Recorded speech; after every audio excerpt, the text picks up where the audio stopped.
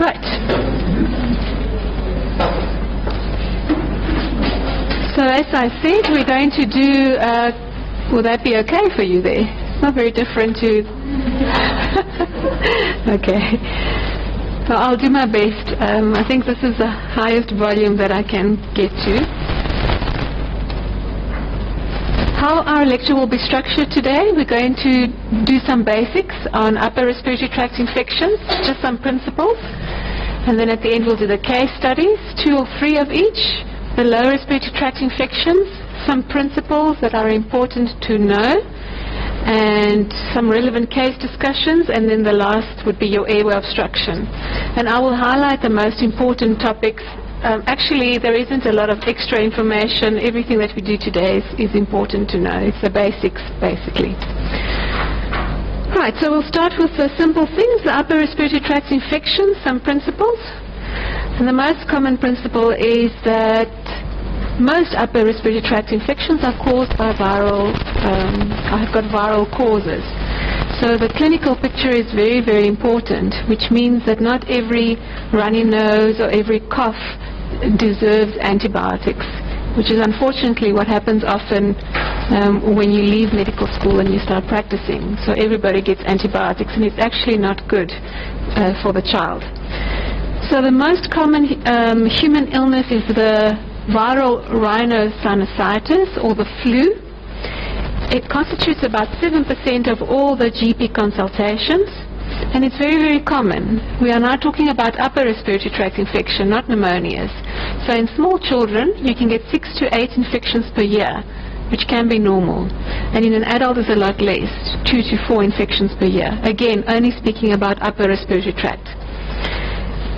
Some cases, though, you'll see children going to the GP more often with more regular upper respiratory tract infections, and those are especially of parents that smoke.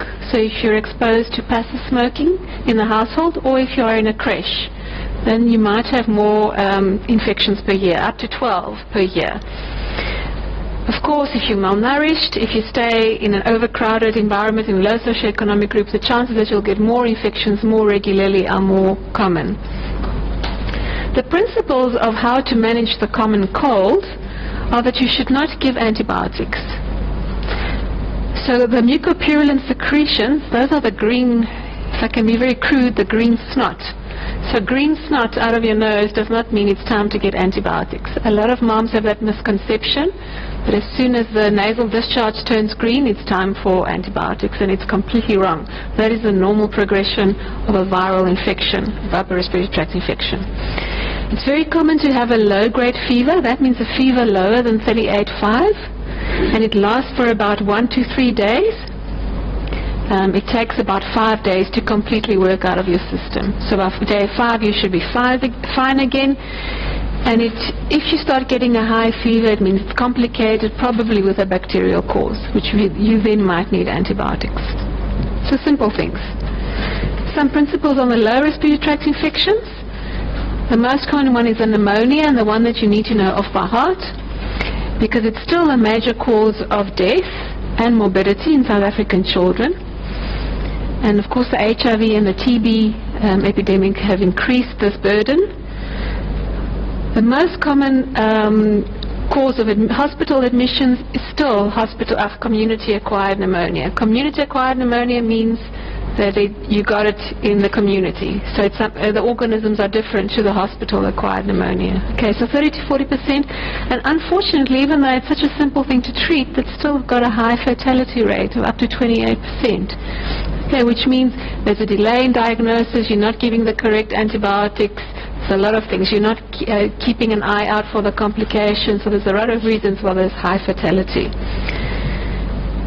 So the principle with pneumonia is, because it's not always, I know that you've probably been taught that you look at the full blood count and you look at the CRP and the white cell count, and if that's low, you don't need antibiotics. If it's high, then you do. In principle, it is actually very difficult to distinguish between bacterial and viral pneumonia. So the WHO accepts that if you have the diagnosis of pneumonia, it doesn't matter how mild or how severe it is, you must get antibiotics. And there has been research done recently that shows that a lot of the pneumonias are actually mixed cause. So you can get a little bit of virus and a little bit of bacteria actually making you sick, and it's not only just one organism. So if you are diagnosed with pneumonia, or you diagnose someone with pneumonia, you must give antibiotics, even if the CRP is low and the white cell count is low. Okay, so that's an important principle that you must remember. So what is the definition of pneumonia? It's an acute infection of less than 2 weeks of the lower respiratory tract, and we'll talk about how you distinguish between it being an upper respiratory and a lower respiratory tract, and it leads to cough and signs of respiratory distress. So a cough on its own is not signs of a lower respiratory tract infection. There's usually other signs as well. If you have signs of distress, it can only be a lower respiratory tract. How do you evaluate? You have to look for signs of distress. So tachypnea is your first sign, and then as it gets worse, you get nasal flaring and you get lower chest wall indrawing, subcostal or intercostal recessions. And that's usually an indication that it's gone down to your lower airway. Bless you. With children, unfortunately, the different ages have different reference regions. That's why we've also told you that when you do your clinical exam, rather count the respiratory rate for about a minute to get an adequate idea. So neonatal to 2 months, the respiratory rate is 60 or more or less, of course. 2 months to a year, it's 50. Up to 5 years, it's 40. 5 to 10, it's 30. And above 10, it follows more the adult levels. So it's important to know the difference. Because a 10-year-old that's breathing at 50 is quite tachypneic, whereas an infant breathing at 50 is on the border. So there's a very big difference to how you will manage each child. Okay. So the first thing you look for is signs of tachypnea and signs of distress.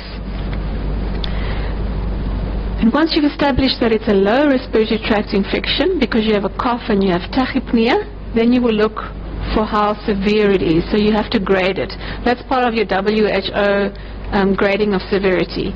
So if it's a non-severe pneumonia, you will only have a cough and fast breathing. That means it's non-severe. If it's severe, you will have cough, tachypnea, and signs of distress, and also feeding difficulty. In children, feeding difficulty is a sign of dyspnea, usually. Okay, because you cannot ask them if they've got shortness of breath. Oops. And the very severe is when you have all the above plus signs of respiratory failure. Who can name me some signs of respiratory failure? Would you like to? Caught you at the moment. Grunting is always a sign of respiratory failure. Cyanosis is a very obvious sign of respiratory failure. Head bobbing, respiratory failure. Breathing rate of more than 70. Okay, if you're breathing more than 70 is respiratory failure, did you say? Tracheal tug is not respiratory failure. Tracheal tug is a sign of upper airway obstruction. Okay, so it's purely a sign of upper airway obstruction if you have a tracheal tug. So look for your signs of respiratory failure if you use your accessory muscles, and also exhaustion. So apathy, restlessness is also a sign of respiratory failure. So look out for those signs. So when do we hospitalize? Basically all children under 2 months. If they have tachypnea, it's not safe to send them home with oral antibiotics. So we will admit an infant with non-severe pneumonia. So any infants under 2-3 months of age must be admitted for antibiotics. And in children older than 3 months of age, we admit all of them that are graded as severe to very severe. Okay, severe to very severe. If they have any IMCI danger signs, if they have severe malnutrition, or they've just finished a course of oral antibiotics and they have not responded. That is also an indication to admit them and give them intravenous antibiotics. All right. Basic principles of airway obstruction. Before we go, any questions on the basics of the common cold and pneumonia? This is really just the basics, touching on it now. Okay. Airway obstruction. When do you suspect airway obstruction in a child or in an adult?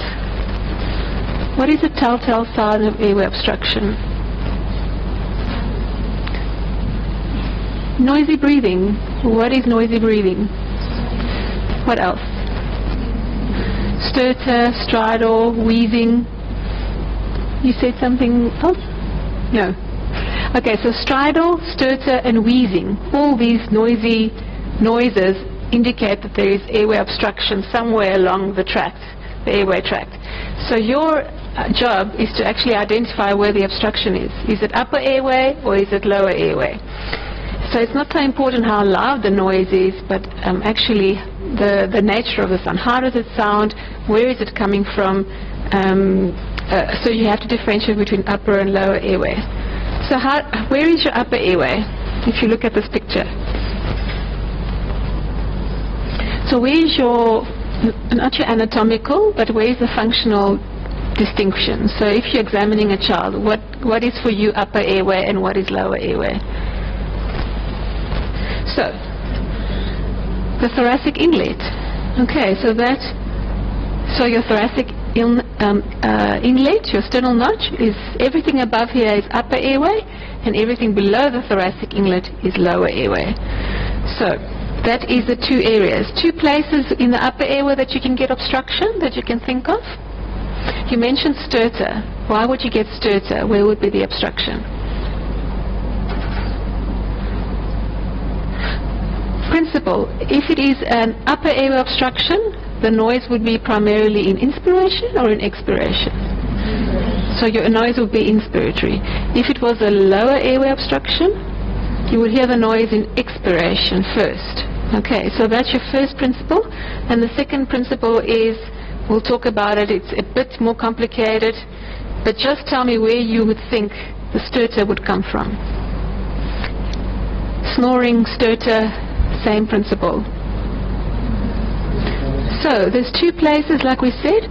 So that's the tongue, your nose and your nasopharynx. There's your nasopharynx. The adenoids are here, and that's the most common cause for snoring. So there's two places. And also the nose, little kids like sticking foreign bodies up their nostrils. Okay, that will also present with stertor if it's one-sided. So nose, where is my little arrow? Nose and nasopharynx is one place, and the second place would be the larynx. That will present more with stridor. Okay, and you get hoarseness of voice if it is in the vocal cords. Those are two places. And in the lower airway, where are the two places you think distinguished obstruction? So where do you get wheezing? Small airways. Okay, so the small airways are here in the lung. And when do you get wheezing? And what affects the small airways? Asthma? But if you're 6 months, what is the most likely cause? What kind of bronchiolitis? So viral bronchiolitis. Okay, small airways obstruction will give you wheezing. If you've got a foreign body in your large airway, that can also sound like wheezing, but you'll get one-sided wheezing, usually, on the one side, and hyperinflation only on the one side. So there's two places there. Your trachea and your large bronchi, that's one area, and the second area is the small airways.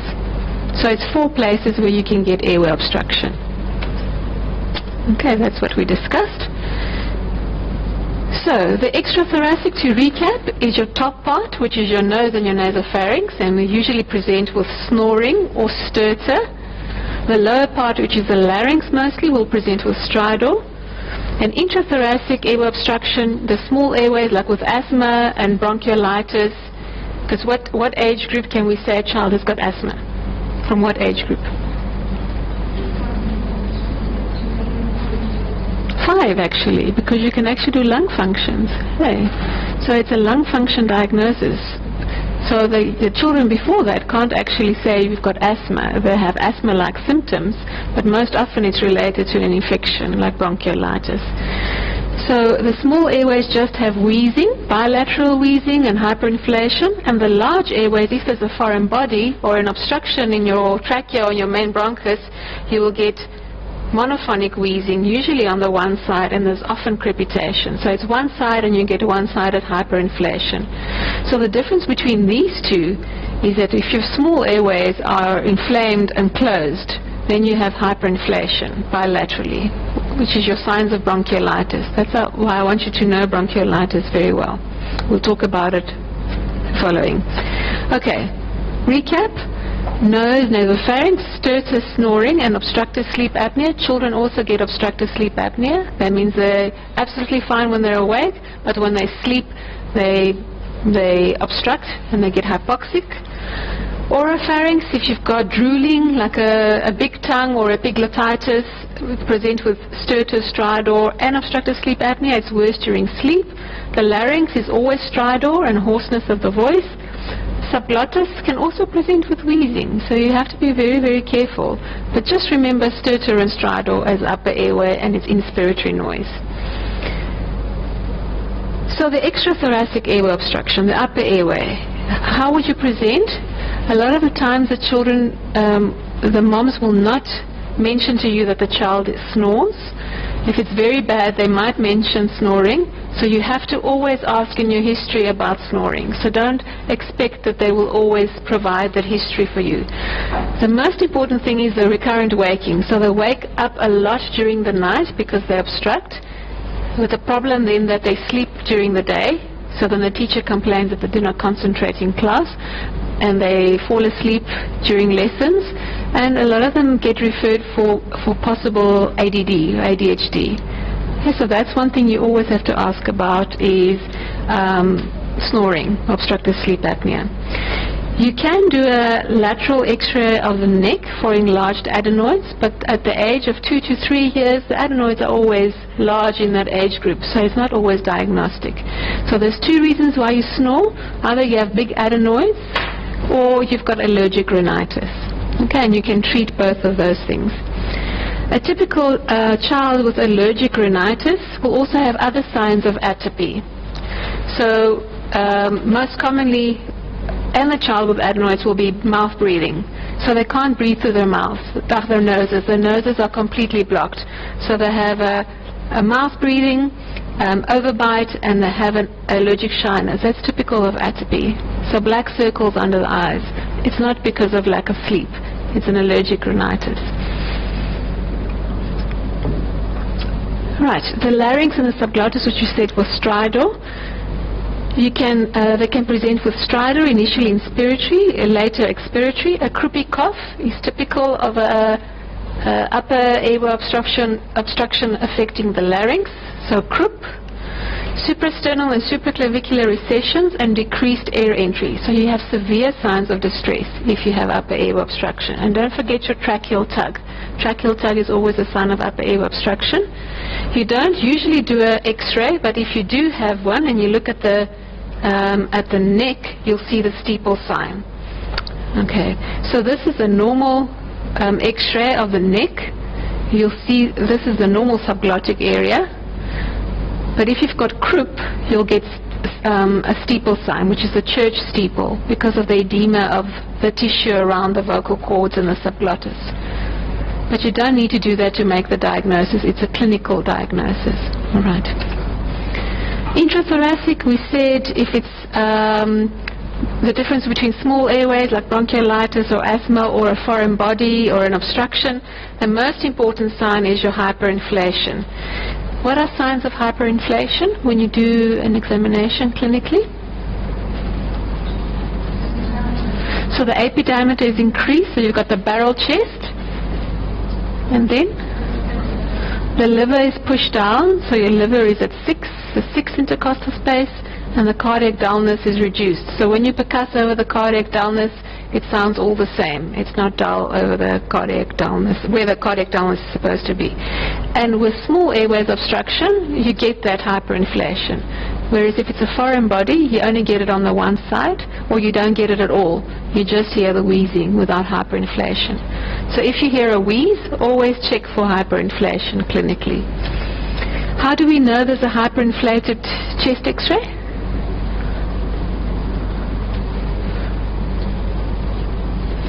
Who would like to volunteer? What's the most obvious sign here? Flattened diaphragm. But of course it also depends how they took the x-ray. So what is a better way to determine than just looking at the diaphragms? Count the ribs. How many ribs can you count there? Posterior, anterior, whatever you prefer. Let me count with you. 1, 2, 3, 4, 5, 6, 7, 8, 9, 10. 10 posterior ribs. That's a sign of hyperinflation. So if it's 9 or more posterior ribs, it's a sign of hyperinflation, and you have to count both sides. Okay, so this child has got 10 posterior ribs bilaterally that you can see, which means the lungs are definitely hyperinflated. Okay? So don't just look at the flattened diaphragms, actually count the ribs. So this child actually had bronchiolitis when he was admitted. Right. On that crash course, we're going to go to our discussions. We'll start with the easy things, the common cold. And it's even labeled, so you know exactly where we are. Okay. So just remember, upper respiratory tract infection, there's no tachypnea. So you can have a cough, but if you have tachypnea, it's gone down to your lower respiratory tract. So then you always need antibiotics. Should I start with you? Oh no, I should start on that side, at the back. I'll start with you, right at the back, and then we'll go. So Emma is 9 months old. She attends daycare from 6 months of age, and this is her 3rd visit in 2 months with complaints of a yellow runny nose, or her mom's actually complaining. She's got decreased appetite, and she has a fever of 38 degrees Celsius for 2 days. Okay? What do you think is the most likely diagnosis?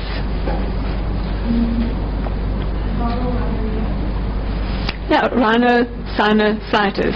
So the common cold. Okay, why do you say that?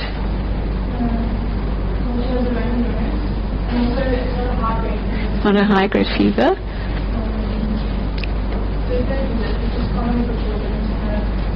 Often, especially if they're in daycare. Okay. And she doesn't have any other clinical signs of respiratory distress. Okay. What do you think is the etiology of the condition? I'll ask your colleague. What causes this common cold? Mostly it's viral. Okay. And then other viruses like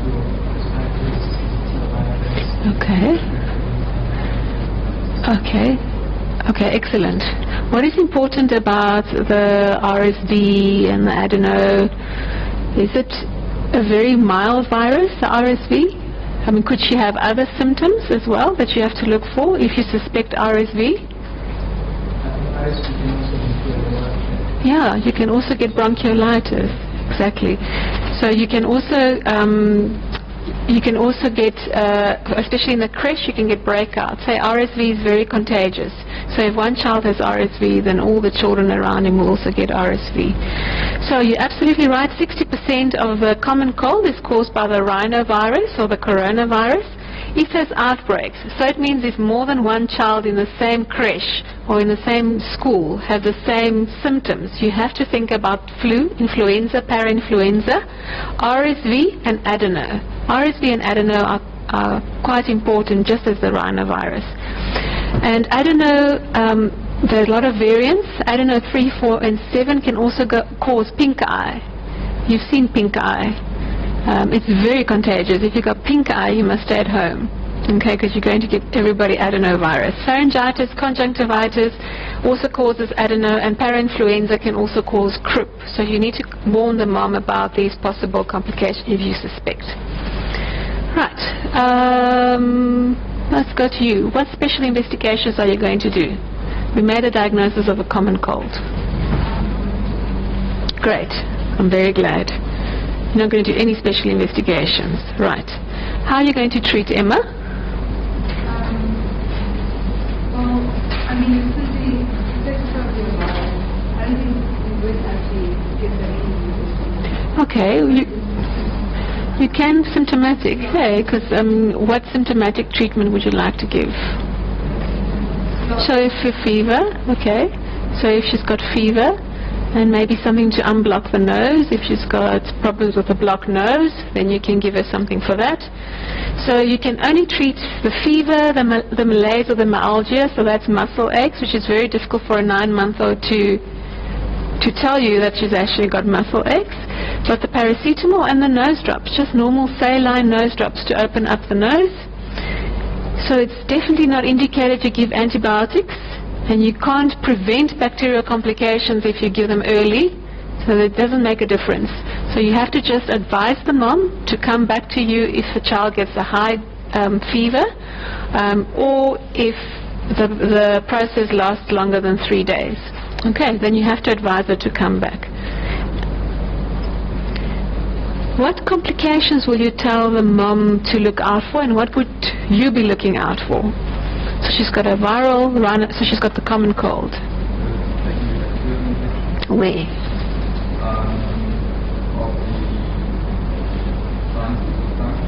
Yes, so she can pharyngitis, upper respiratory tract. Where else would it go? Well, where else would it go in the upper respiratory tract?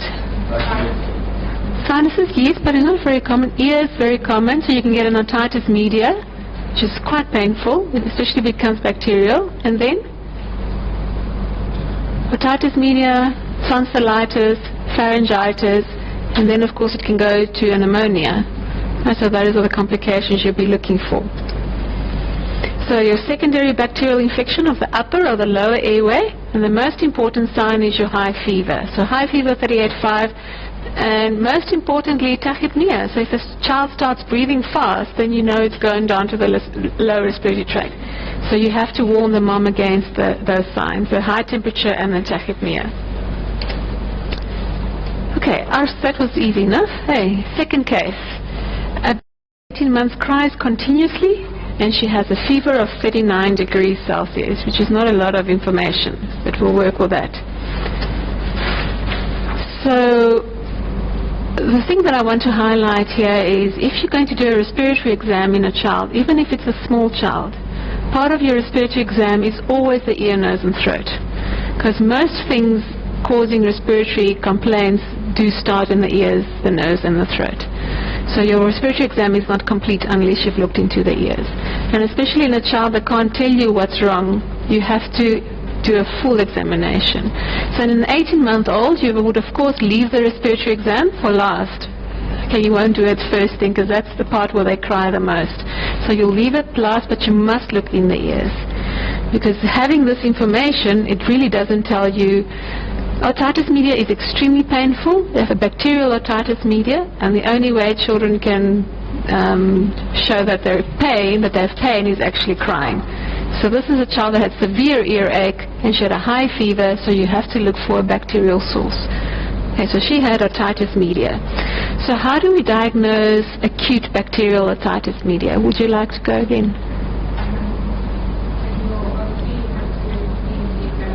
Mm-hmm.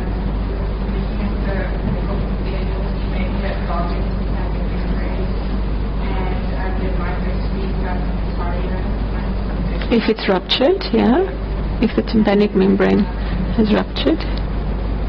So think from bacterial infection means the child's usually acutely ill. So they're quite ill. They're unwell, they're unhappy, they're crying a lot, they have a high temperature. And then look at your local signs of your ear. You have an inflamed or bulging tympanic membrane. It's red, it's inflamed. You might see pus behind the tympanic membrane, and that's typical of your bacterial otitis media. Okay, so you have systemic signs and fever, which you won't have with the viral otitis media. You have a middle ear effusion. This is your middle ear effusion, which is cloudy. So this is usually what it should look like. Okay, this is a bulging tympanic membrane, but there's no effusion behind it. So this is pus. So of course with this pus there's bacteria, usually. And then your local signs, your red tympanic, bulging tympanic membrane, and the loss of a light reflex, which causes a lot of earache, severe earache. Now how do we differentiate between that and viral otitis media? So I think for the viral otitis media, the thing that goes is time period. So the viral otitis media, the time period is going to be less than different 5 days. So it's short course. Short period. Now, the thing that the type of it will not be so distinctive and bulging. Okay. Yeah, so it's less severe, so you won't see pus. Okay, but again, it's very difficult to distinguish between the two if you don't have a special image in your mind. So you will never see that suppuration in the tympanic membrane. So you might see fluid, but it will never become pus. So there will just be some fluid in the ear, but it will never be yellow. So it will be translucent middle ear, and they won't have systemic signs. So you won't have fever. You'll actually be well, except maybe complain of a little bit of earache. Your tympanic membrane will still be red. It's very difficult to say it's redder or less red than the bacterial otitis media, but it will still be red. The tympanic membrane will not be bulging, and you will have you might not, but you can have an effusion, but it will be clear. So just to remind you of the difference between the two. So the bacterial otitis media, you will have a middle ear effusion with, it can be clear or pus with perforation and otorrhea, plus you have local signs, the bulging red eardrum and severe earache, plus systemic signs. Whereas the viral, you can have a middle ear effusion, but the eardrum is not bulging, and you have a little bit of earache with no systemic signs. So you're a lot better with the viral versus the bacterial infection. Okay, which is actually a bit of a muchness, because what do you do in practice? You've made the diagnosis, you think it's viral or bacterial, what are you going to do?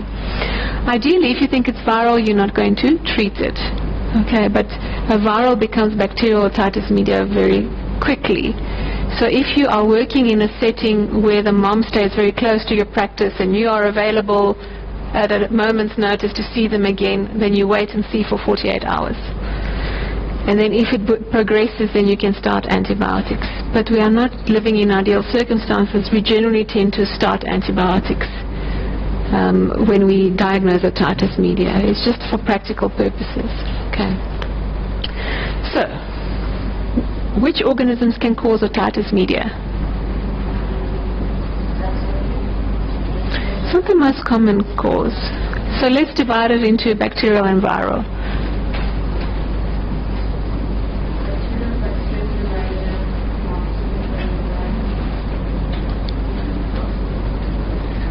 So your staph can cause it, but it's not very common. And your viral, if you think everything's connected, hey, your upper airway and your lower airway is connected. So whatever causes pharyngitis or tonsillitis or the common cold can also cause otitis media. So it's the same organisms. And that's the things we get immunized against as children. So your strep pneumonia is the most common one. You actually get your Prevnar. You get 3 doses of Prevnar as a child, because otitis media can be quite destructive, and also pneumonia. Your Haemophilus influenza and your Moraxella is for the older children. So the Moraxella is usually the school-going children, 5 to 6 years old, can get Moraxella. The others would be your staph and your anaerobes, your E. coli, Klebsiella, and Pseudomonas. These are very, very unusual, and it's usually associated either with an anatomical abnormality in your ear. So there is an anatomical abnormality in your ear that leads to stasis and pooling of secretions, or there's an immune deficiency. So your staph and your Klebsiella or your E. coli is not a common thing that you would get normally. So you must always think about strep first and Haemophilus. Okay, now this little girl had bacterial otitis media. How are we going to treat her? Should I start with you? Yes.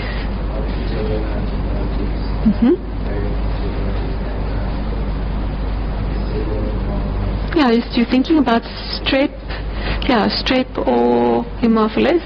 So your amoxicillin is your first line. Excellent. So we give the double dose. We don't give normal dose anymore. We give the double dose of amoxicillin. You can change it to amoxicillin clavulanic acid if there's no response within 72 hours. Or you can start off with the beta-lactamase cephalosporin.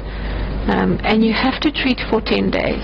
In children under 2 years with otitis media, you must treat for 10 days to treat it completely. Excellent. Do you think it's necessary to follow up this patient with the bacterial otitis media? Well, if I'm asking the question.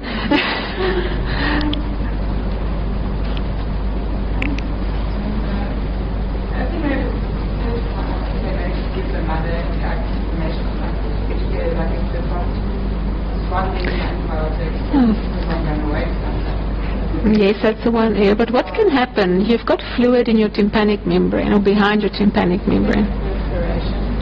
If it's perforated, it's great. Then all that fluid drains, so you don't have to worry. What happens if it doesn't perforate? Yeah, you have a chronic suppurative otitis media. So what? Isn't there also a risk that maybe not the perforation but you get mastitis? Yes, you can get mastitis. What will happen if you have fluid behind your tympanic membrane for 6 weeks, 8 weeks? Your hearing. So you get conductive hearing loss. Hey, it's simple things, but it's important. I mean, a child that's developing with a speech development, I mean, any kind of hearing loss, as mild as something as a conductive hearing loss, is quite significant. Hey, so you must follow these children up. You physically have to look in the eardrum, again, about 3 to 4 weeks after your treatment. Okay. So bacterial otitis media is not the simplest thing. So 70% of children with acute otitis media will resolve by 2 weeks. So you can follow them up. I usually say it's probably best to check them after 4 weeks, after the initial episode, because up to 50% should have resolved after a month. 20% take 2 months, and the 10% take up to 3 months. So there's a big variation. If you still have effusion, chronic suppurative otitis media, so otitis media with effusion, after 4 weeks, you should not give antibiotics again. We'll talk about what we're going to do later on. So most of them actually resolve by 3 months, but some of them do not. So I think you should actually follow up after 4 weeks, and then we'll talk about what we're going to do at 4 weeks if they still have the effusion. So this is the same baby. She got her antibiotics. 3 weeks later, she's ill again. She's got a runny nose, cough, loss of appetite, and a fever of 37.5. On examination, her throat is red, and she's got bilateral effusions. Okay, this is the same child that you've treated now. So what do you think now? What's going on?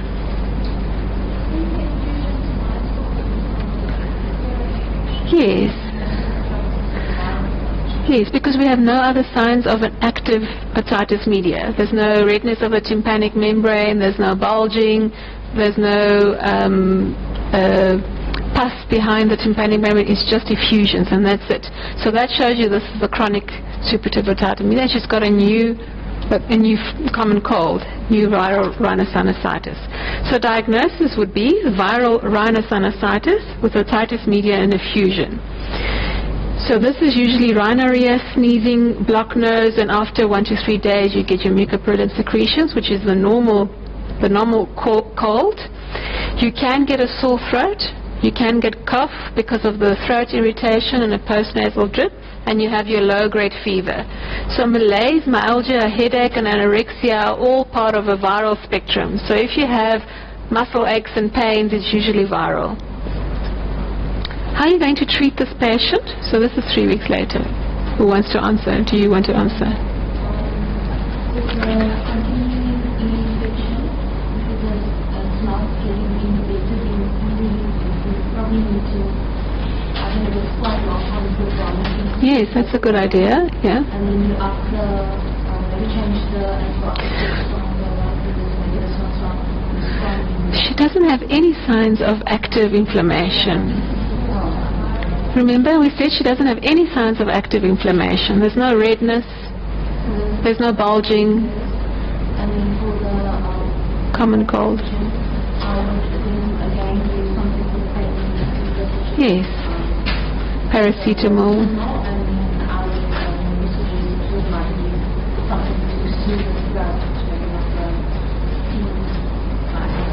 Yeah, so the cough syrups, over-the-counter cough syrups indicated. They're quite dangerous, actually. They should not be prescribed to children. The only thing that can help soothe the throat are those honey mixtures, like a simple Linctus cough mixture. That's the only thing. So it's really just for soothing. So all these countless of cough mixtures that are available over the counter are quite dangerous for children, especially under 2 years. Okay. So we said symptomatic treatment, which is excellent: fever, malaise, myalgia, and the nose drops for saline. So at this point, the doctor didn't actually do anything about those effusions, okay? Because you gave me your suggestion, but the doctor that saw it didn't do. He just treated the common cold and let her go. 3 months later, the mother brings the baby back, and she says that nose is still runny. She speaks very loudly. She doesn't seem to hear very well. So now she's already got conductive hearing loss because those effusions were not followed up. So this is what we said now, and this is the correct management. This is what I wanted to mention. So if you have bilateral effusions and hearing loss after 6 to 8 weeks, you need to put grommets. But to wait 6 to 8 weeks until there's actual hearing loss is quite irresponsible, if I can put it very mildly. Okay, so you have to, by 3 or 4 weeks, if you still have effusions, you can either give a course of steroids, so oral steroids for 5 days, or you can refer to the ear, nose and throat to evaluate for tympanostomy tubes. Okay, there's a lot of different ways of handling it. So tympanostomy, grommets immediately, or a course of steroids, or again repeat the course of antibiotics. It depends which school of thought you follow, and it depends how big those effusions are. But you have to, by 6 weeks, if they have not resolved, you must put grommets in. Okay, so by 6 weeks I think is maximum time before you put in your grommets. The third discussion. Vanessa presents with a high fever. She cries a lot and she refuses to eat. Her mother complains that her breath smells. And on examination, she's got, this is a typical complaint with very bad bacterial tonsillitis, pharyngotonsillitis, really have foul-smelling tonsils. So what is the etiology of pharyngotonsillitis? Pyogenes, so it's quite different. It's not just strep pneumonia. Why is that important? Like, which one? Yeah, rheumatic fever, exactly. So again, your etiology are your viruses, like we mentioned before. Your Epstein, Coxsackie, and herpes simplex will usually give you little ulcers in your mouth. So you get little ulcers on the soft palate and on the tongue. In 15% of the cases, if it is bacterial, you have the group A beta hemolytic strep, which is your strep pyogenes, very correctly mentioned. How are you going to differentiate between viral and bacterial? The same principle that we've been using.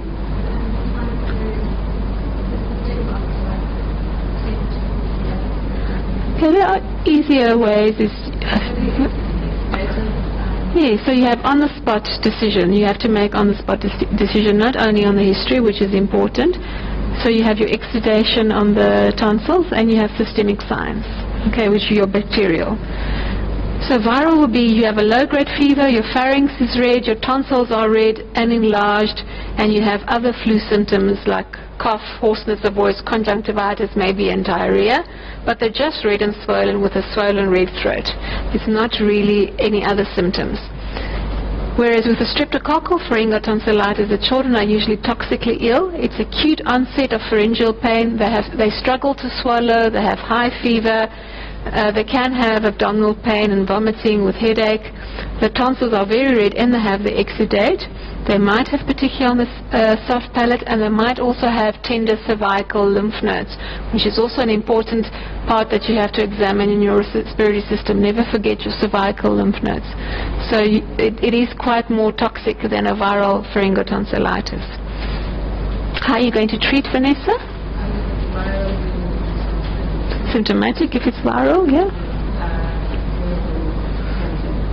Yes, so penicillin or amoxicillin if you don't have. If you're allergic to penicillin,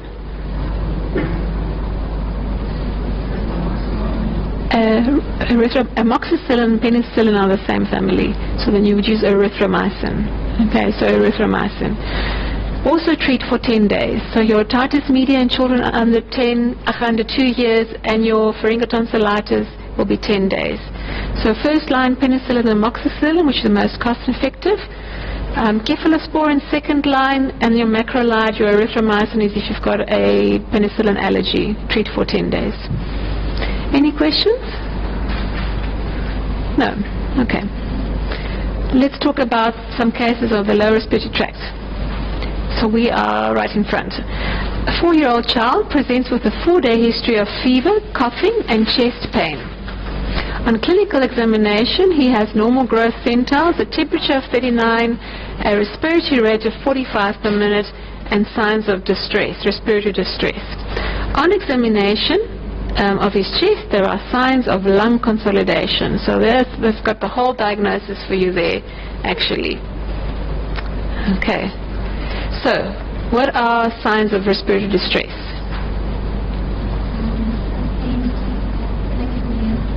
Okay, yes. Is he tachypneic? He's 4 years and he's breathing at 45 breaths per minute. Yes, yes. No, it's not written in generally, but I'm asking you now specifically for this patient. Is he tachypneic? Yes. Other signs of distress that you would be looking for? That's respiratory failure. Subcostal, intercostal recessions would be very, very important signs of respiratory distress, and then you can differentiate with signs of respiratory failure. But your signs of distress is tachypnea plus subcostal, intercostal, or your accessory muscle usage or nasal flaring. All right. So, your tachypnea, we said he is 4 years old and he's breathing at 45, so it's 5 more than what he should be. So that's tachypnea. What is your diagnosis? Can I ask you one more question? What kind of pneumonia? Exactly, because there's a lung consolidation. If it was a bronchopneumonia, we would have no evidence of a consolidation. Okay? How would you grade it? Severe, excellent. Okay, so we have a low pneumonia with a severe grading, right? That's how you should start your notes off when you see the patient. You have a low pneumonia with severe grading. What is the most likely cause of this child's pneumonia? He came from home, right? So he was at home. What would? And?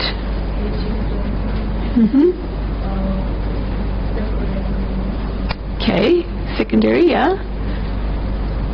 It could be mixed, so you could also have viruses. The same viruses that cause the common cold could also give you a pneumonia, so it could be mixed. So if you have a severe pneumonia, it's most likely a mixed cause.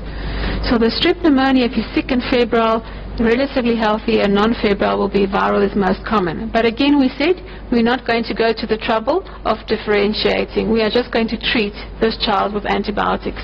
Even if he didn't have a high-grade fever, if he had signs of distress and tachypnea, we will treat him.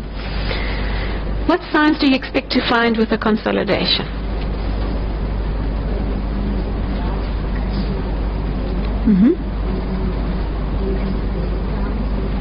What do we call those increased breath sounds?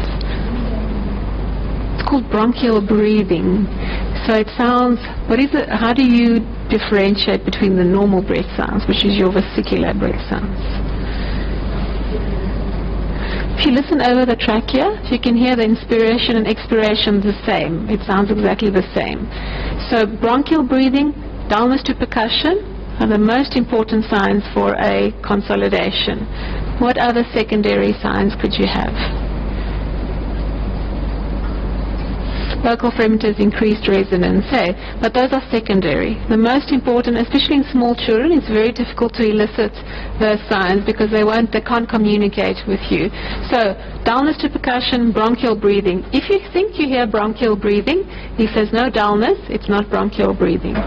Right, so bronchial breathing, dullness to percussion, consolidation. So on inspection you will have signs of distress. On palpation we've got vocal fremiters and vocal resonance. We said those are secondary. The most important is the dullness and the bronchial breathing. With bronchopneumonia you don't have signs of consolidation, but you have the signs of distress and tachypnea, and you also have widespread crepitations, especially in inspiration. Okay, so you must always percuss to know the difference. So where is this child's pneumonia? I'll ask you again because you answered half of the previous question. Where do you think? So what's normal and what's abnormal there? in this child on this X-ray? Let's say it's the same child.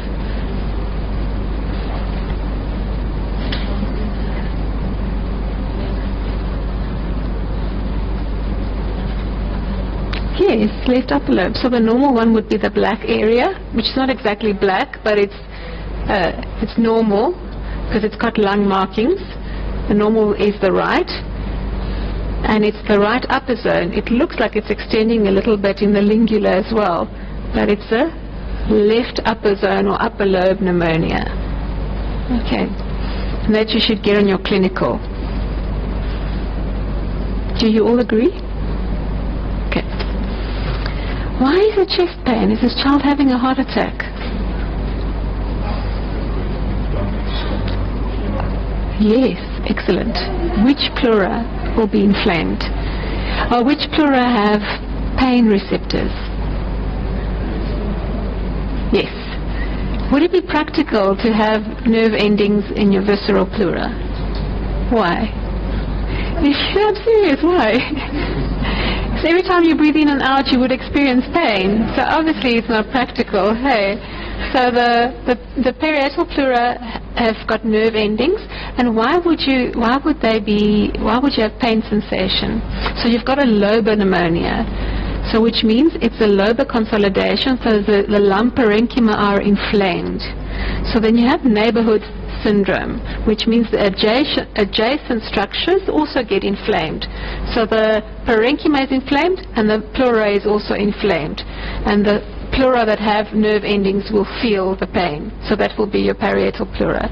So that's quite a important finding. If you've got chest pain, it means your pleura have got an inflammation, which means you need to look out for what? What can happen? What complication could you get from this lobar pneumonia?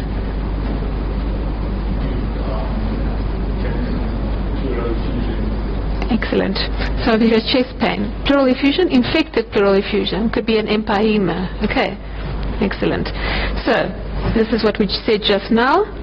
How would you, we write it back, how would you discuss the management of this patient with very severe lobar pneumonia?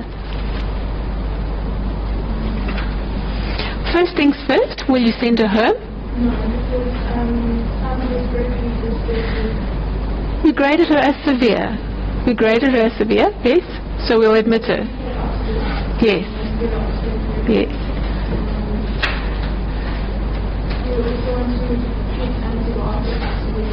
So you give her intravenous antibiotics? What antibiotics will you give intravenously? Well, ampicillin, yeah, ampicillin or penicillin will be your first line. Absolutely. And interesting enough, how many days are you going to treat her?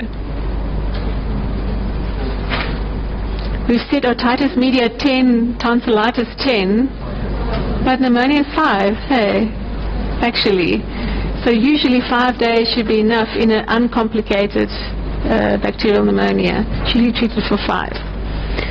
So, thank you, that's brilliant. We said she's got severe because she's got distress, and she's got tachypnea and signs of distress.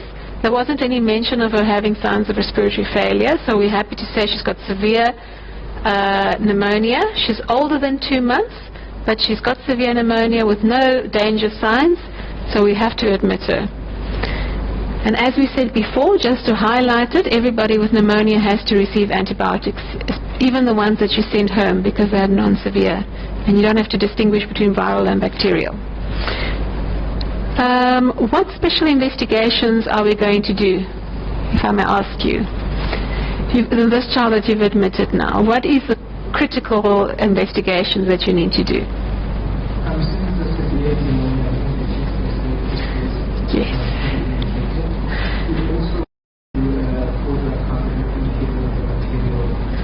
Does it change your management?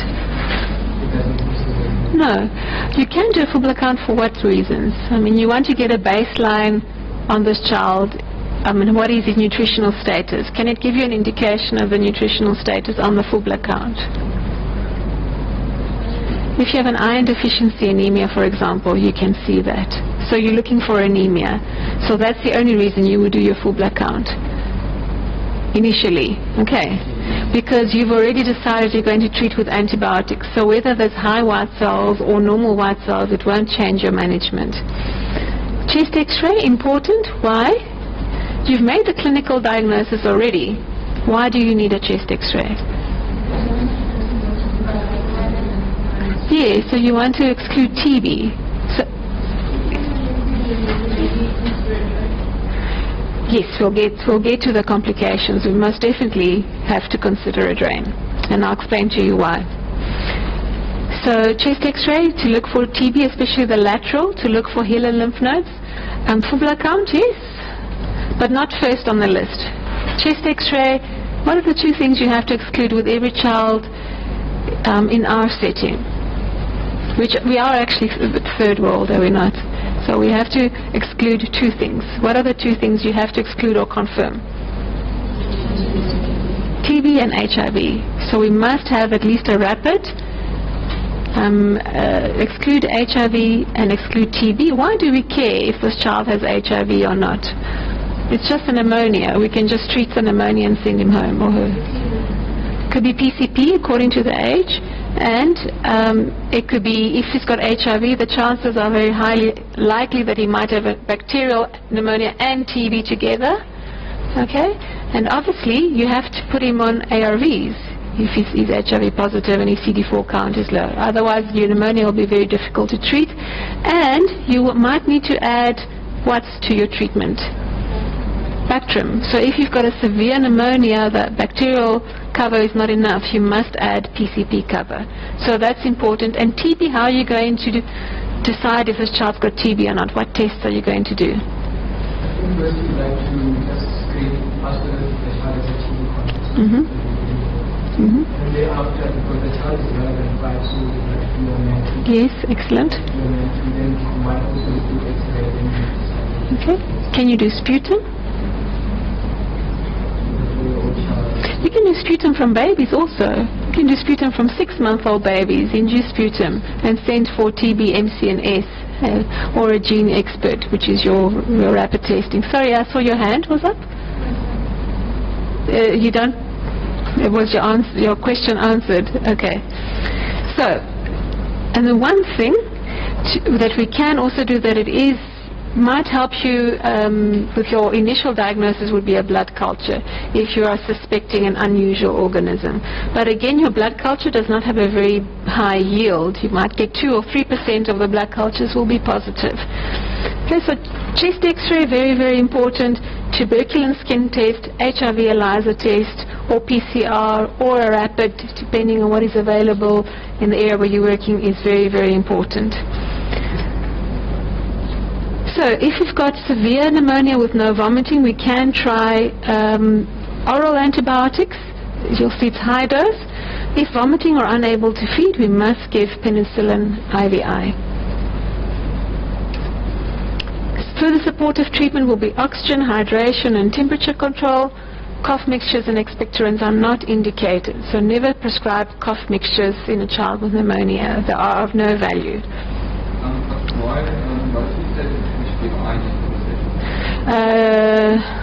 She had signs of distress. Just want to see what is the full picture that we got.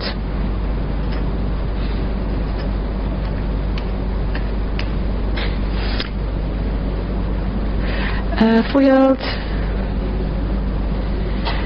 Look, in a child with severe distress, I generally tend to give them IV antibiotics for the first 24 hours, 24 to 48 hours at least, until we see the effect of the antibiotics. Because if you are severely distressed, you're not going to take orally, even your feeds are not going to go down very easily. So you want to ensure that your treatment is actually going in the first 48 hours.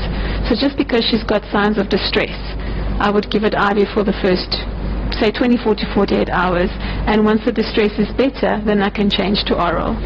It's just for safety reasons, because if she's so distressed and she's trying to eat and she's trying to drink her medicine, probably most of it is going to come out. Okay, so that is my reason for giving IV antibiotics. It's not related to wanting a higher respiratory or... Well, definitely, especially although oral amoxicillin has very good oral bioavailability if you use the high dose, the oral preparations also have side effects. Okay, they cause nausea, vomiting, cramping. So if you have a child that's already quite sick and you load her with oral antibiotics that have those gastrointestinal side effects, you're going to get probably a lot of vomiting, and she's not going to tolerate her antibiotics. So it's not a bioavailability issue. It's just a practical issue. She's very distressed. She's probably not going to take oral very well, just practically. So you give it IV for the first 24 hours. You can even just give it for 24 hours. And when she's better the next day, you can switch her over to oral. The bioavailability is just as good oral. You're just trying to think in a practical sense when she's so distressed. Okay. And so is the reason why ampicillin is not available in oral preparation. So ampicillin, so you can use penicillin IV or ampicillin IV. Most of the places don't even have penicillin IV these days. So it's just a different preparation. So ampicillin or penicillin, whatever is available, is your first choice. Amoxil is the only oral preparation. Pen-VK is not available for the small children, so amoxicillin or augmentin. You can go to the amoxicillin clavulanic acid for oral preparation. Okay, so ampicillin and penicillin are together, are the same thing, or similar functions, but it depends what's available in your hospital that you're working. But ampicillin is not available oral, it's only IV. Okay, how many hours do we need before we can decide that our antibiotics are not working?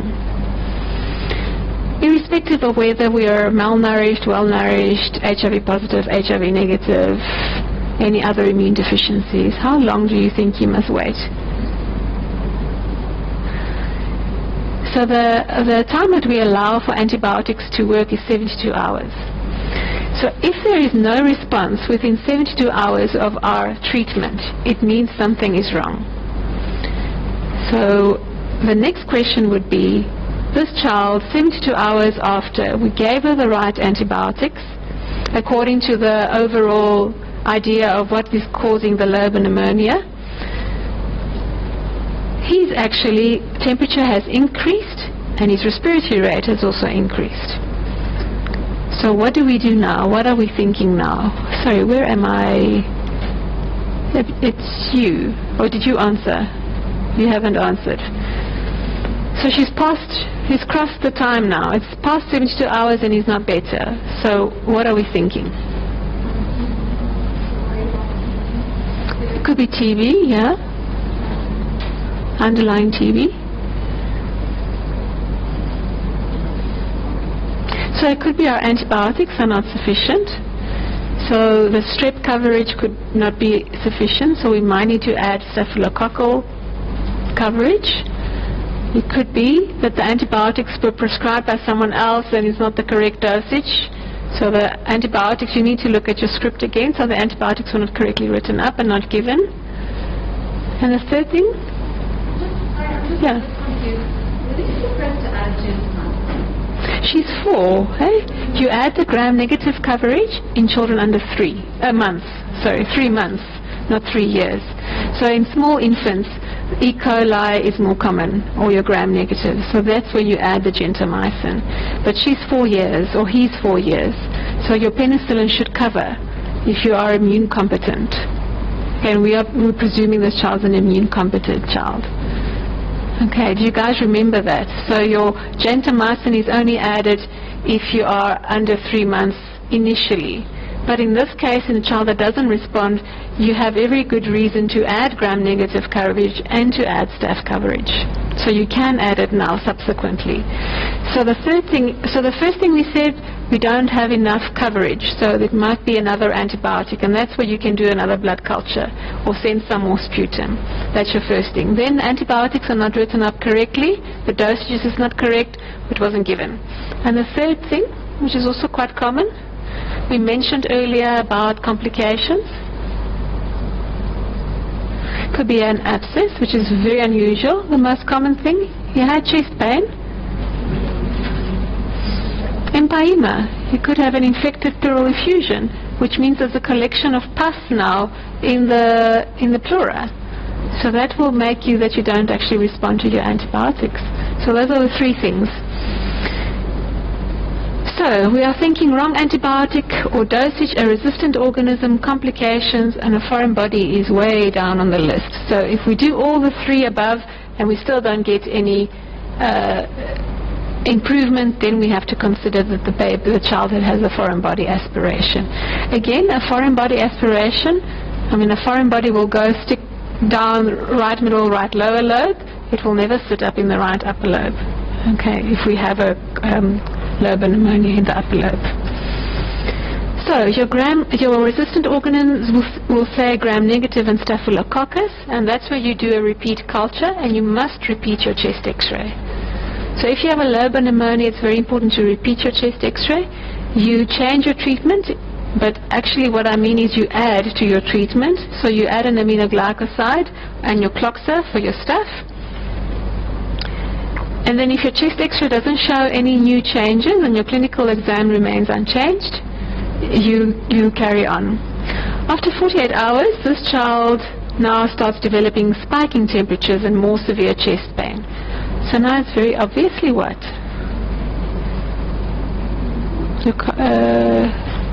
I think it's you, yes.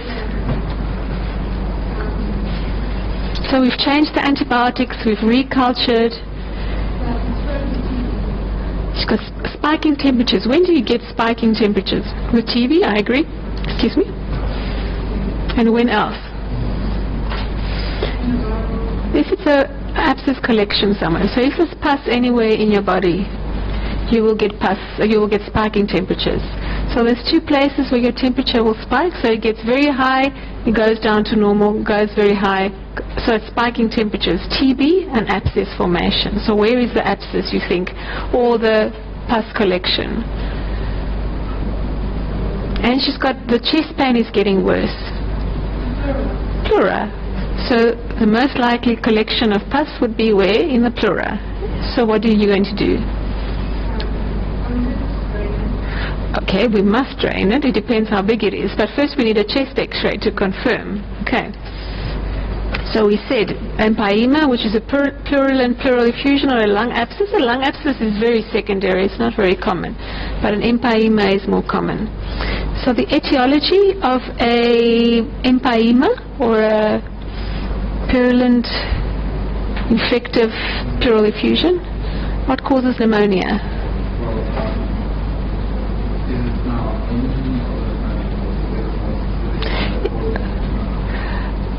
Empyema is a suppurative lung process, right?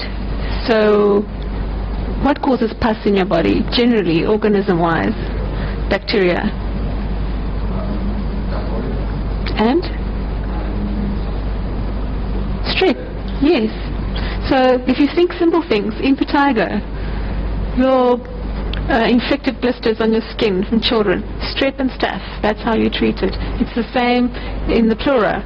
So first line of management will be strep, and the next will be your staph. That's why you add your cloxacillin.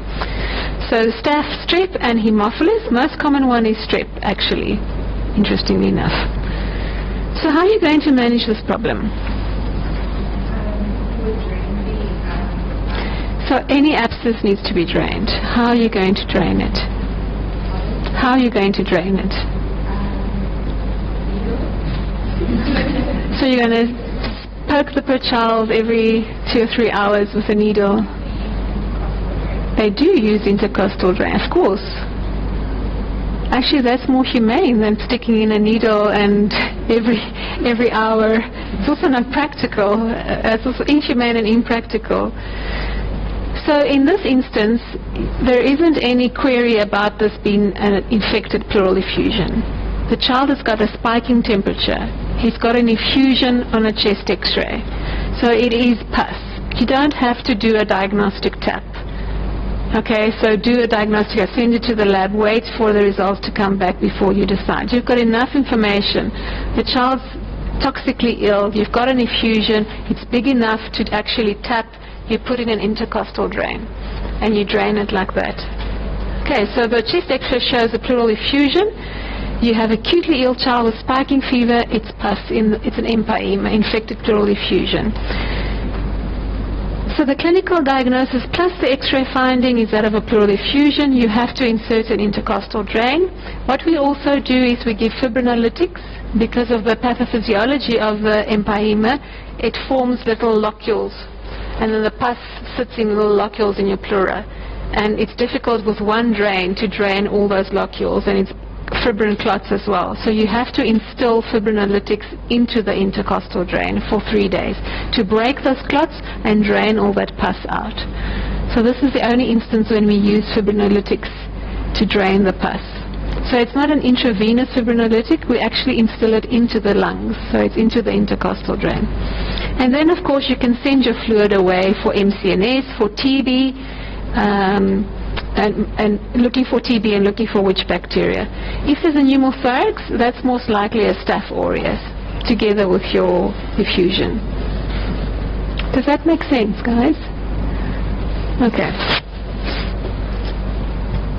Just out of interest, this is a bit higher grade, but it's good to know. Your modified Lights criteria, it doesn't always look like pus if you drain it.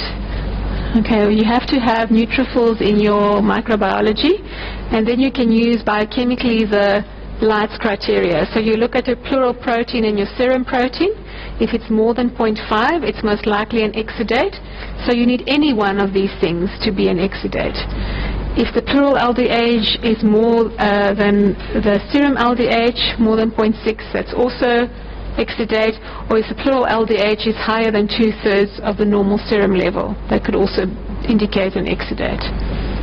So if you're really stuck between an exudate and a transitate, you can use the modified Lights criteria. This is just in parenthesis. So it's very important to drain the pleural fluid and administer the fibrinolytics interpleurally for 3 days. You continue with your IV antibiotics. If the child is still not completely well after 72 hours, then you can actually consult the cardiothoracic surgeons, and they physically go in and they scrape all that fibrin and the clots out of the pleura. And that's only when you need surgical intervention. But the fibrinolytics have made the need for surgical intervention a lot less. So an infected pleural effusion is not a very innocent thing. You have to treat it aggressively. Of course, you can't put an intercostal drain if it's a small effusion. If it's a small effusion, you can just watch it with your antibiotics. But if it gets bigger and it's big enough to drain, you must drain it. Any questions about the empyema? No. Okay, the third case discussion. 9-month-old baby presents with a cough, a respiratory rate of 60 per minute, and an expiratory monophonic wheezes. What is the most likely cause? So it's not a lot of information, I must say. It's not a very fair question. Next sign of respiratory distress, which is tachypnea, Mm-hmm. and it's also which indicates maybe lower respiratory tract involvement. Mm-hmm. It's also coughing, Mm. and expiratory monophonic wheezes, I think that's what it is for that. Mm. Add some musical terms to make everybody panic. Yeah, not severe pneumonia. Look, it's the monophonic is there to confuse you. The wheezing is not there to confuse you. Is it common to get wheezing with pneumonia? With a plain pneumonia, is it common to get wheezing? You can get crackles and bronchial breathing if it's a consolidation. But, so the wheezing implies what? Airway obstruction. Is that the same concept as a pneumonia? Because in pneumonia you have parenchymal involvement, and you do have small airway inflammation, but you don't have obstruction. So why would the 9-month-old be wheezing and be tachypneic and be coughing? So where is the obstruction, you think? Most likely. bronchioles, with smaller airways. So what do you think is going on with this child? This is very little information. Of course you would need more information. Exactly, bronchiolitis. So the monophonic was to rattle you, but the wheezing is significant. So bronchiolitis presents with wheezing. Okay. So we said the most likely cause is bronchiolitis, which is the most commonly caused by the RSV virus, and other is your adeno and your parainfluenza. So the clinical features of bronchiolitis, would you like to describe them?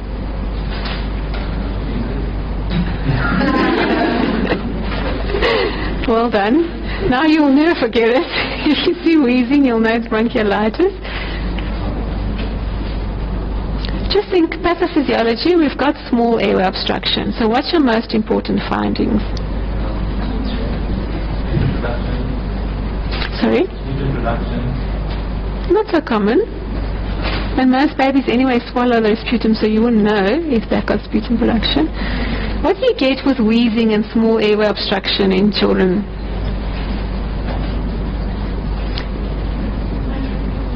Have you heard of the barrel chest and the air trapping? So that's the most important clinical features. Okay. You must have a prodromal period. So there must be a history of 2 to 3 days of a runny nose, a low-grade fever, and fast breathing. If you get acute onset of wheezing, so the child was playing, the mom says there was absolutely no problem, and suddenly the child became tachypneic and the keys fell. So what would it be? What must you think? Exactly, foreign body. A 9-month-old just started to crawl. The child is, the environment is not child-friendly, so you must think of foreign body. So you must have the history of the runny nose, a couple of days of cough, a low-grade fever, tachypnea with some feeding or anorexia.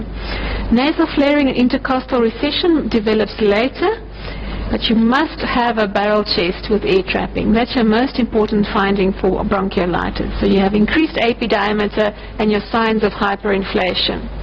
Okay, which means your small airways are obstructed, so the air goes in, but it doesn't come out again. Okay. So we mentioned right in the beginning what are the signs. We have a displaced upper border of the liver, so that's why your respiratory exam together with the ENT system must also include palpation of the liver. That's part of your respiratory exam, funny enough. So you're actually doing a whole examination when you do your respiratory. Auscultation, you'll have prolonged expiration, bilateral wheezing and crepitations, and most children get better after 3 to 5 days. So the clinical presentation is very important here. It's a clinical diagnosis. You don't need to do an X-ray to make the diagnosis of bronchiolitis. You can take an X-ray if you are concerned that this is not a very clear cut, if you're worried about a foreign body, if you're worried about TB, you can do a chest X-ray. And what you can also do, you do a nasopharyngeal aspirate for RSV. This is a side room investigation. It's an antigen test, and you have it available within 30 minutes. And you can see quickly if it's RSV. How would you treat bronchiolitis?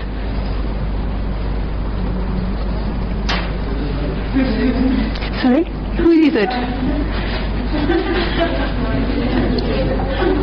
No, I think it's you. Behind you first, so you are next in line. Yeah.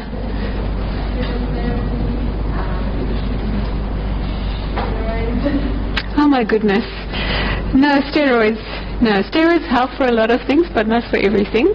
What is the pathophysiology of bronchiolitis? Inflammation of the small airways. Okay, so you don't have, so I can understand why you would argue steroids. I'm sorry, yeah, I understand why you could argue, but that's more relevant in asthma. So in the older children, if you suspect asthma, then definitely steroids. But in children, oral steroids is actually not very safe unless you have a very solid reason for giving it.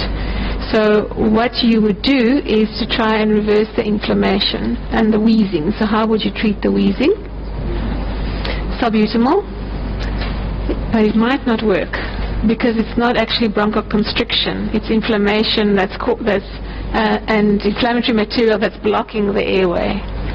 So we use hypertonic saline. Hey. Oxygen, cornerstone of treatment. You said oxygen therapy. That's excellent. With severe tachypnea, it's best to stop the feeding for 24 hours. And you can feed via nasogastric tube because they're so distressed. And what we do is we usually nebulize them with hypertonic saline, which is a very salty solution that you steam, nebulize them with, and you can alternate with salbutamol if they're responsive. Not all of them respond to salbutamol, but if they do, it's good to give it together. You must know bronchiolitis and pneumonia very, very well. Okay, that's your bread and butter of pediatrics. Now we're going to the last few cases. Okay. Are you guys all right? We've been going on for quite a while. Are you still strong? Okay. We'll do the most important concept. We'll do the case that's the most important concept of the lower airway obstruction. The airway obstruction. We've talked about lower airway obstruction, which is bronchiolitis. Yes, sure. What do you think will be upper airway obstruction, the most common problem? Croup. That you need to know off by heart as well. So one lower airway, one upper airway is very important. So John is a 2-year-old baby. I'm sorry, he's not a baby anymore. He's a child. He presents with low-grade fever, inspiratory stridor, and a barking cough.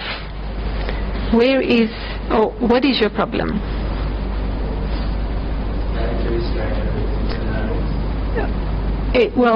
Big group first, upper airway, because it's inspiratory. Stridor in the larynx, excellent. So, and he's got a barking cough. So, what is your most likely diagnosis? Croup. Laryngotracheal bronchitis. What grade though? Just as we graded pneumonia, we need to grade, well, there we go. That was easy. Okay, wait, we're not finished. It's grade 1. So why don't you name the grades then for us? Grade 1 is inspiratory stridor. Okay. Okay, let's start with the clinical features. So it's the same principle as bronchiolitis. If you have noisy breathing, if you have an obstruction, and it's not a foreign body, you have to have a couple of days of runny nose. Okay, it's the same principle. So 1 to 2 days, you have upper airway infection. So you have the common cold symptoms. Sore throat, low-grade fever, you're not toxically ill, and then you have progressive signs of upper airway obstruction. So you have gradual onset of stridor, you have the barking cough, the hoarseness is always an indication of the larynx is involved. Just out of interest, what do you think is the adult version of croup? Laryngitis. And we just get over it, hey? And why do you think there's such a big discrepancy between the adult laryngitis and the children getting croup, which can be quite distressing and quite severe? It's all got to do with the diameter of the airway. Okay, children's airway has got a very small diameter, so a little bit of inflammation causes major problems. Whereas in the adults, the airway has got a reasonable diameter, so a little bit of inflammation is not going to cause such obstruction. Right, so our grading is important because it will help us decide on admission and management. The grading has changed slightly. So instead of saying stridor only, it says obstruction. So you need to look for overall signs of obstruction. So grade 1 will be your inspiratory obstruction. So what will be signs of an inspiratory obstruction? The inspiratory noise, right? The inspiratory stridor, the tracheal tug, and the severe recessions, the intercostal, subcostal recessions, mostly subcostal recessions. So that will be your grade 1. And then your grade 2 would be your inspiratory signs plus expiratory signs. So what are your expiratory signs? So your expiratory noise can be one of them. So if you have obstruction on expiration, what are you trying, how are you going to overcome it? Sorry? Grunting, you're in respiratory failure, and then you're already on grade 4. Which muscles? Abdominal muscles, excellent. Which means, because usually your expiration is passive, you shouldn't see your abdominal muscles contracting if you're just normally breathing out. If you have an expiratory obstruction, your abdominal muscles will contract. So that's signs of expiratory obstruction. Grade 2. Grade 3 will be inspiratory noise, expiratory noise, and pulsus paradoxus. What is pulsus paradoxus?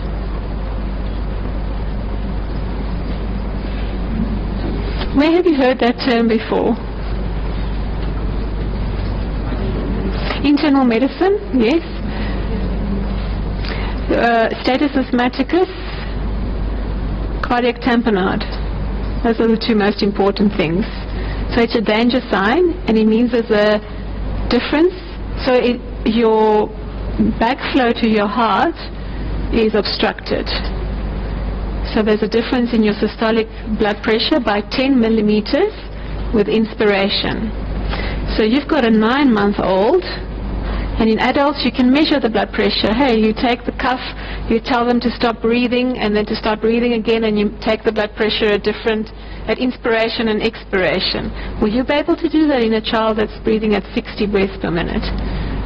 No. So you feel for pulsus paradoxus. So you feel radial, or you can feel femoral. So how do you think the pulsus paradoxus is going to feel? It will be softer. So with inspiration you'll feel the volume is softer. So you'll feel a normal volume, soft, normal volume, soft.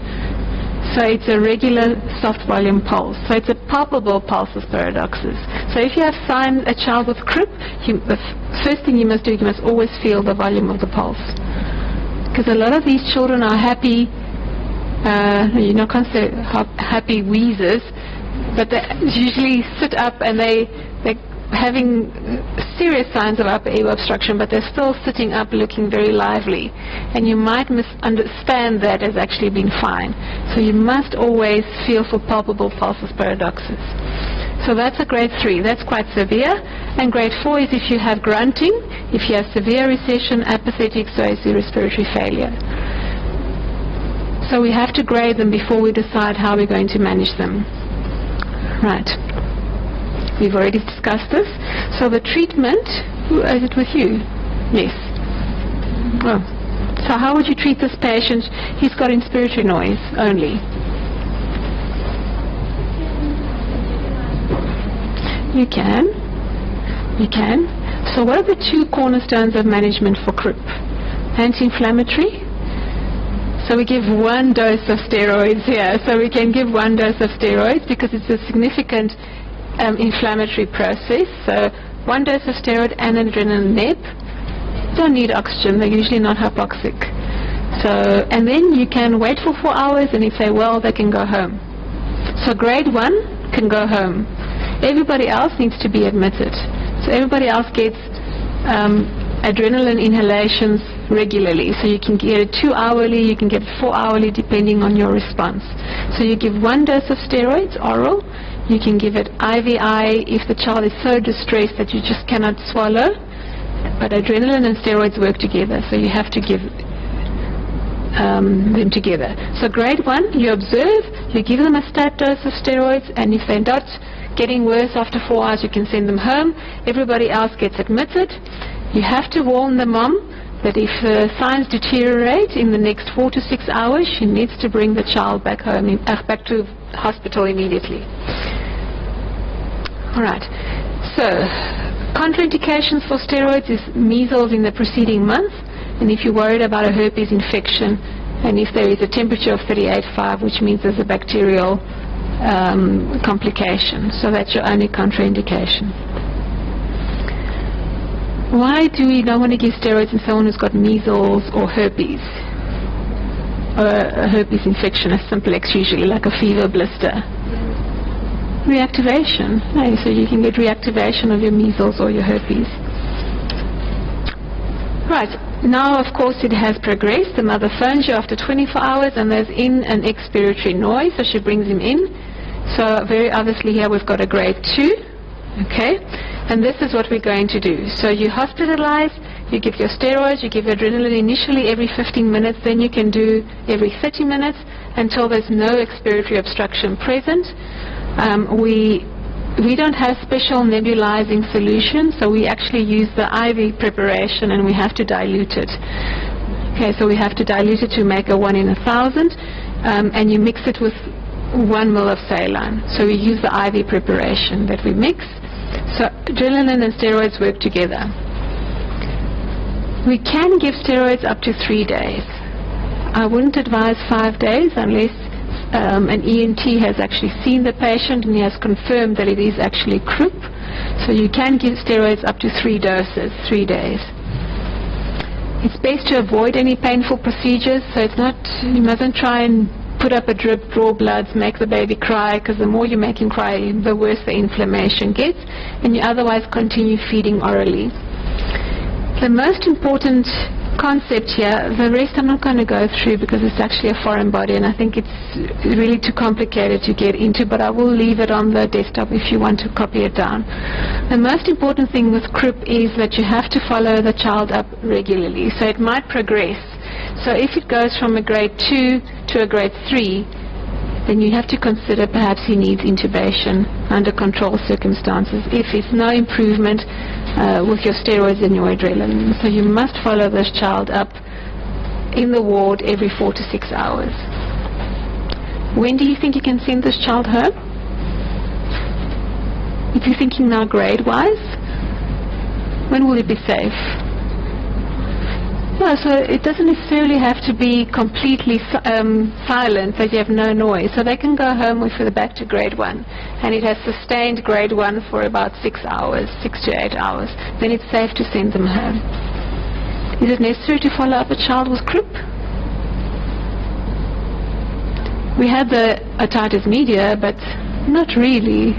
You can warn the patients that they might get another episode later on, but you don't have to follow up a child with croup. It can happen again and again and again, but it doesn't mean that it's something that you've missed.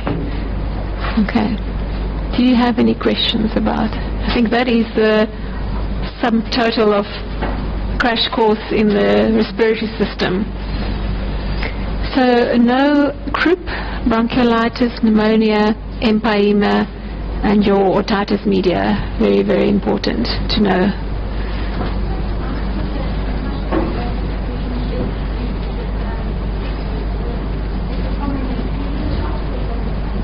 From the initial infection. So you must follow them up from the initial infection. So maximum you allow 6 weeks from the initial infection. Okay, so most of them should have recovered by 6 weeks. There's a small percentage, about 10%, that still have a effusion by that stage. Okay, I saw your hand here.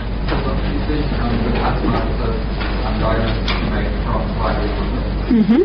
So before 5 years, that is a very complicated question, and there's a lot of research being done because we cannot do lung functions in very young children. It's not practically possible. So they have devised some criteria. For example, if you have strong family history of asthma, if you have symptoms in a young age that fit with asthma, meaning you have nocturnal cough, you wheeze not only when you're sick, but you wheeze also in between. So episodes where you wheeze also when you're well, but when there's emotional exertion, when you are very, very active. If there's other associated allergies like dermatitis, atopic dermatitis, or food allergies, then you can say that it's most likely asthma-like wheezing. But the differential diagnosis in a child under 5 that wheezes is different. It's not only asthma. You have to consider your other causes of wheezing. Whereas in an older child, most likely cause is asthma at 5 if they present with wheezing. So you can still say a young child has asthma, but it's more complex. So you have to exclude all the other reasons why the child is wheezing before you can say this is asthma. And then you have the family history, you have other symptoms that go with it, and then you have an indirect measurement, which would be your bronchodilator response. So you give them a salbutamol neb or a inhalation, and then you see after 15 minutes if they respond. So if they respond, the chances are highly likely that this is an asthmatic type wheeze. Okay, so it is a bit of semantics. You don't want to put the label of asthma, so we call them multi-trigger wheezes, which means they are probably asthmatic. Okay, so it is a complex question. But you do get children that have asthma-like symptoms at a younger age, but it's very difficult to make the diagnosis. Okay, but you treat it as such. Okay. Any other questions? Thanks, guys. Thank you very much.